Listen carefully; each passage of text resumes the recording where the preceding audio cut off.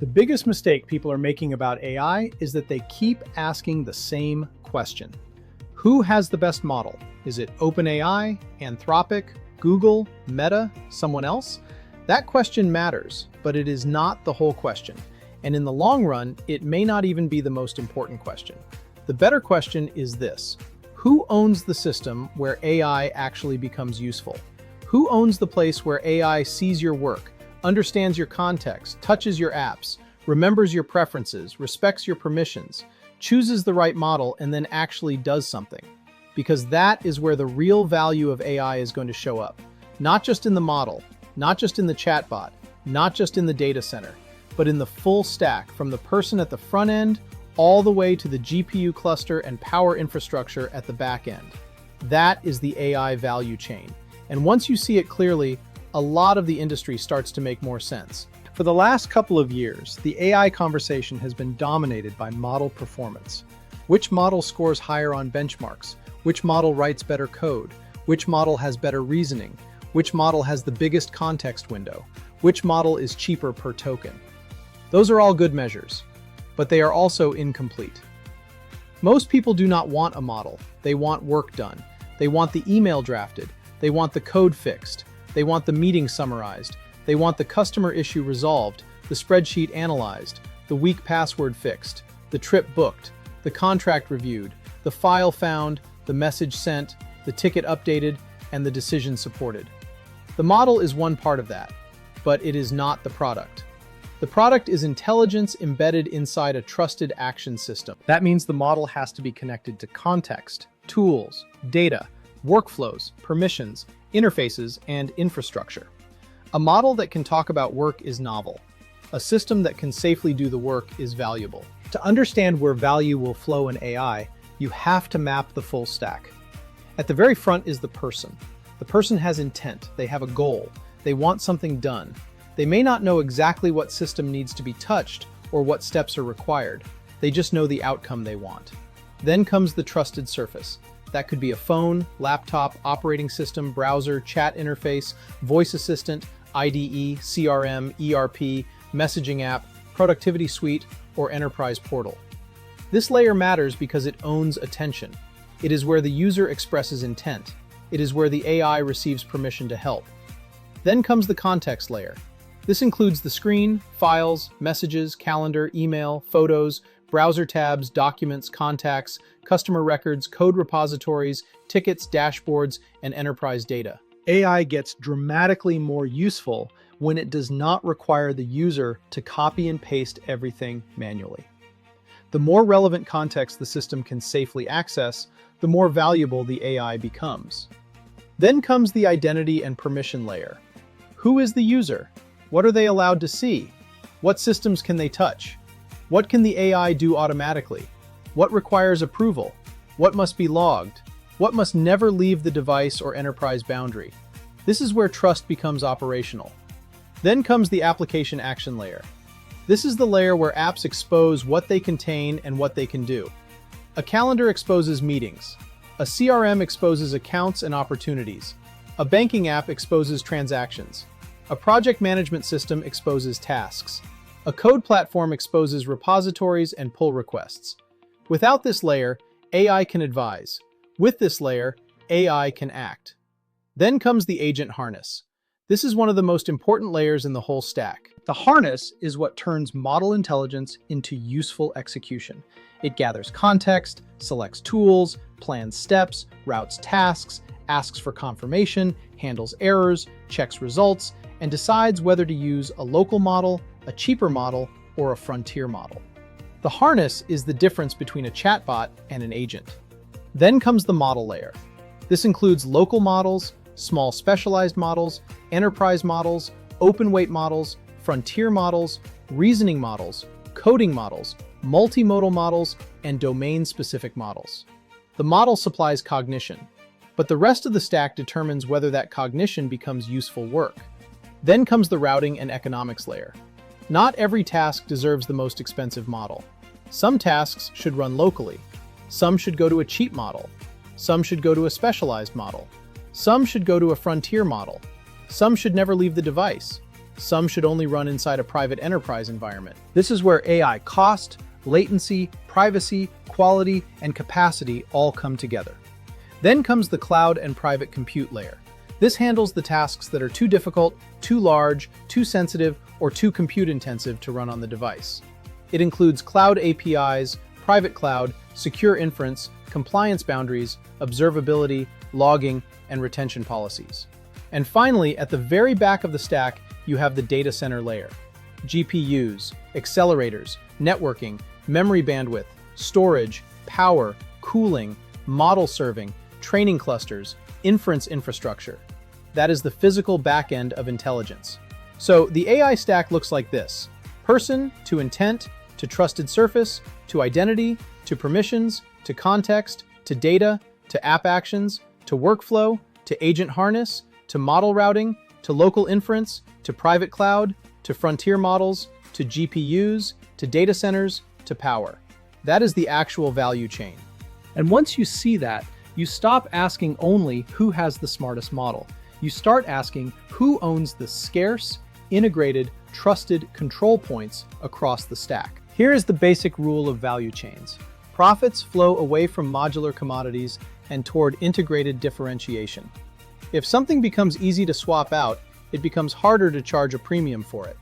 If every company can access 5 good models through APIs, and those models are good enough for most use cases, then raw model access starts to look more modular. That does not mean models do not matter. They matter enormously. But if the model becomes interchangeable for a given task, then the profit pool moves somewhere else. It moves to the product layer.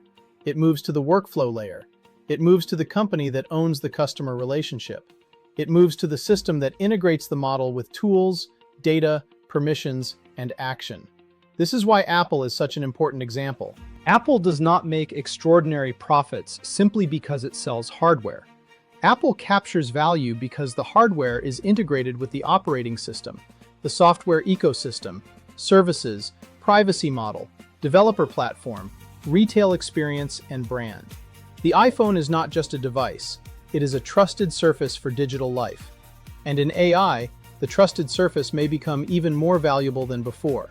Because the AI surface is not just where you click, it is where the system sees your work, accesses your context, touches your apps, and receives permission to act. That is an extremely powerful position. This is why the harness matters so much. In AI, people often talk as if the model is the agent. But that's not right. The agent is the model plus the harness. The harness includes tool use, memory, context retrieval, prompts, orchestration, application integrations, safety rules, permissions, routing, observability, and user experience. Let's look inside an AI agent. The model matters, of course it does. But the useful product also needs repository access. It needs to edit files. It needs to run tests. It needs to understand dependencies. It needs to create branching logic. It needs to propose changes. It needs to handle errors. It needs to know when to ask for approval. It needs to avoid breaking things. A brilliant model with a weak harness may still be a weak product. A slightly weaker model with a deeply integrated harness will create more value. That is the strategic point. As AI becomes more agentic, the value shifts from who can generate the best answer to who can reliably complete the task. Completion requires integration, and integration is where differentiation and profit tends to live. This creates a strategic imperative for frontier AI labs. If you are a model provider, you do not want to become just another modular supplier in someone else's value chain. You do not want your model to be a component that downstream companies swap in and out based on price.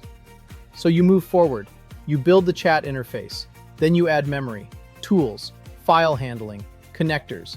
Then you add coding agents, enterprise workspaces, workflow automation. And over time, you are no longer just a model provider. You are becoming a software company. That means the competitive set of the frontier labs expands. They are not only competing with each other, they are competing with traditional software. If an AI agent can write code, it competes with parts of the developer tooling stack. If it can answer customer questions and update records, it competes with customer support software. If it can summarize meetings, draft documents, analyze spreadsheets, search files, and update workflows, it competes with productivity software. If it can move across systems and act on behalf of the user, it starts to compete with almost everything. This is why the future AI industry is not just a model race. It is a fight over who owns the action layer. But the frontier labs are not the only players with power. Platform companies have a different kind of advantage. They may not always have the best frontier model, but they often own the place where AI becomes useful. They own the device, operating systems, app ecosystems, browsers, productivity suites. They own the enterprise identity layer. They own the workflow surface. They own distribution. That matters because model capability can be sourced. It can be rented. It can be routed. It can be substituted. But it is much harder to source a billion trusted devices, a mature operating system, a developer ecosystem, and a daily relationship with users. This is why the device plus cloud model is so important. Some AI runs locally. Some runs in private cloud. Some runs through frontier models. Some runs through specialized infrastructure. The user does not want to think about any of that. The user just wants the system to do the right thing. That means the company that owns the trusted surface can become the router of intelligence. It can decide what runs locally, what goes to private cloud, what goes to a frontier model, what stays private, what requires confirmation, and what gets automated. That is not just a product position. That is a value chain control point. There are at least two major bottlenecks in AI. The first bottleneck is raw compute. GPUs, data centers, power, networking, memory bandwidth, training clusters, inference capacity. This bottleneck is very real. If AI demand keeps growing, compute providers, chip companies, cloud platforms, and data center operators remain incredibly important. In that world, compute becomes a tax on intelligence. Every serious AI task burns tokens, GPU time, power, cooling, and infrastructure. But there is a second bottleneck. The second bottleneck is the trusted action surface. Where does AI meet the user? Where does it see the work? Where does it touch the apps? Where does it get permission to act? Where does it become the default way people interact with software? That bottleneck is just as important. If the future of AI is mostly giant models in giant data centers, then the backend captures a massive amount of value. But if a meaningful amount of useful AI happens through phones, laptops, browsers, operating systems, and workflow platforms, then the economics become more complicated. The cloud still matters, but the device, the operating system, the app layer, and the trusted user surface matter too. The winning strategy may not be cloud only or device only. It may be intelligent routing across the whole stack. This also changes what software companies need to build. For the last couple of years, a lot of AI strategy has been shallow. Add a chatbot, add a button, add a summarizer, add AI to the product page. That may be useful, but it is not enough. The deeper change is that software needs to become legible to agents. That means the app's data objects must be understandable. Its actions must be callable. Its permissions must be clean. Its workflows must be safe. Its state must be visible. Its business logic must be accessible in a controlled way. In the old world, the user opened the app, learned the interface, clicked around, and completed the task. In the agentic world, the user asks the system, and the system uses the app on their behalf. That does not necessarily mean apps disappear, but it does mean apps become components inside a larger AI operating environment. The apps that win may not be the ones with the flashiest AI demos. They may be the ones whose data and actions are clean enough for the AI layer to use safely and reliably. That is a very different product strategy. Pricing tells you where the power is. When advanced AI is bundled cheaply, people assume intelligence is becoming free. But when the best models move into usage credits, enterprise tiers, capacity limits, or premium plans, that tells you something important. It tells you the provider sees that capability as scarce, expensive, differentiated, or strategically important. This creates a many-tiered AI economy.